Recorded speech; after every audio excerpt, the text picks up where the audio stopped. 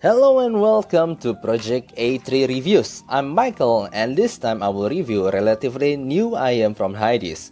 It is the Hidizs H1. It is priced around 60 US dollar.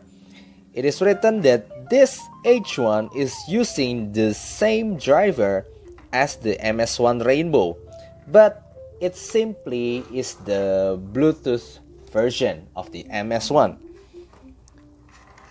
Okay, it's very interesting. So yeah, in this review, I tried using them both wired and wireless. And let me tell you, even in wireless like this, they are really capable. Okay, let's get deeper into the review. When it comes to the build quality, I think this Hidizs H1 is a really solid product. You can take a look at this housing. Yes, it is quite big. It is made of plastic, but it feels quite durable.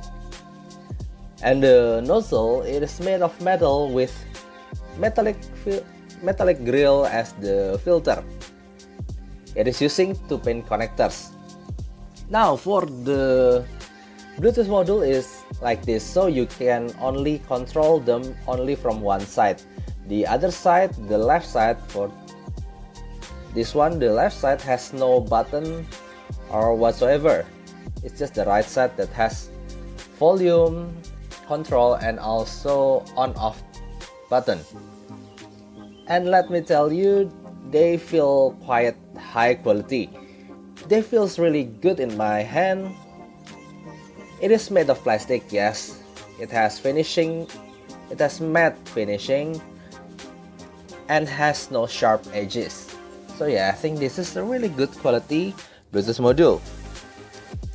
The Bluetooth module supports AAC, SBC, and aptX. It also has IPX ratings for dust, oil, and sweat resistant. Okay, now this is a little bit tricky part. When it comes to the sound, yeah, I cannot use my iFX DSD for sure. I'm using my Galaxy S10 Plus as my source and connected to this Hidizs H1. So I tried them both wired and wireless. But since no wire came from this packaging, I'm using the KXSX stock cable and also Tanshim Oxygen stock cable. And to be honest, I don't really feel any difference in the both stock cable, but using them both wired and wireless definitely different. They both have same sound signature for sure, but using them wired give a little bit more extension both in the upper frequencies and the low frequencies. It gave a little bit depth to the bass and also bit of sparkle and extension at the treble. So yes, actually I do think they are definitely more capable in wired mode. But nevertheless, they sound really good with very pleasing tonality. It is warm and balanced. The bass itself is big, punchy, and quite deep even in wireless. It is really a fun bass, so you play hip hop, pop, even rock, you may feel that it's a really good bass. The punch and slam, no, really satisfying. Okay, but also I found that the speed is not slouch either.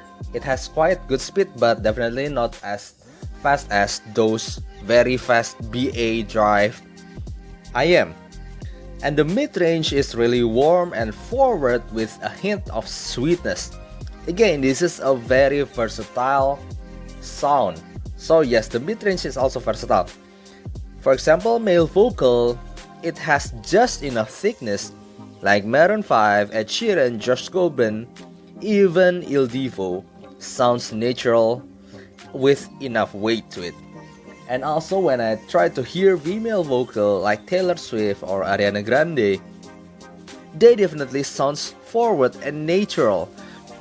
But yes, sometimes when the recording itself is a little bit harsh, it could get a little bit harsh, but it's not really bad. So there's a little bit shoutiness, only a little bit.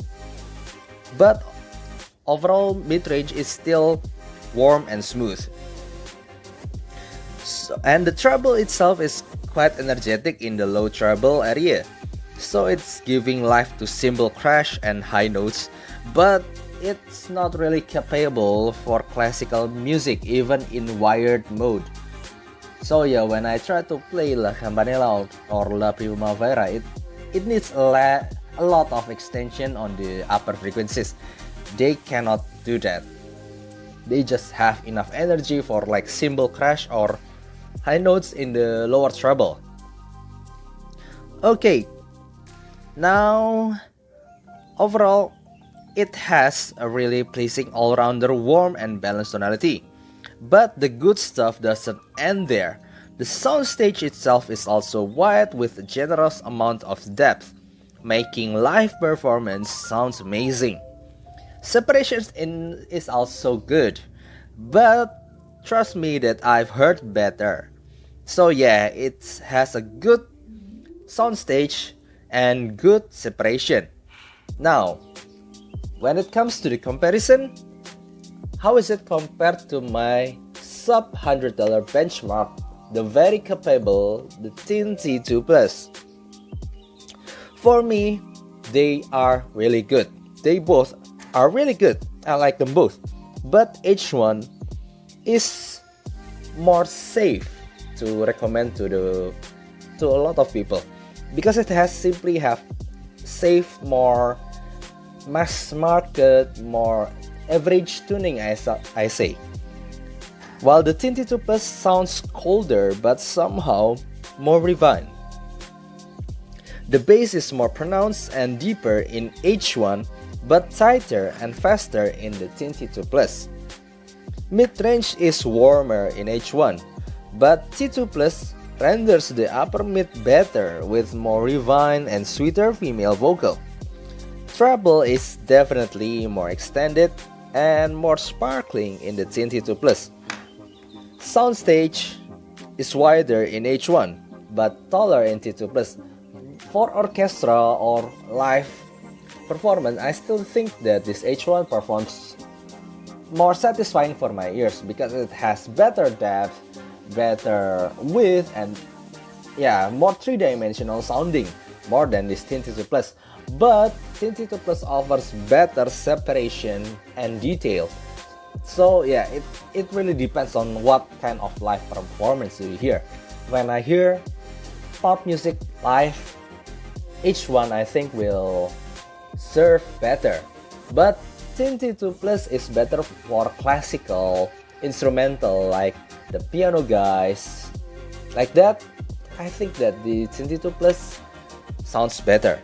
So yeah, they both are really good. So here are the final score and pros and cons for this H1.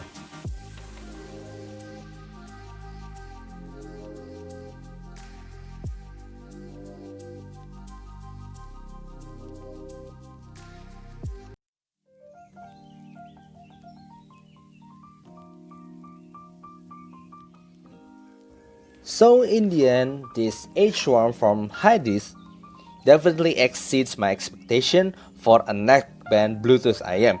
It sounds really good and versatile for a lot of genre. For those who want a really nice neckband Bluetooth IM with decent all-rounder, warm and balanced sound for for under $100, definitely look nowhere else. This is really good. Okay, I hope you enjoyed this times review. I'm Michael from Project A3. See you next time. Bye bye.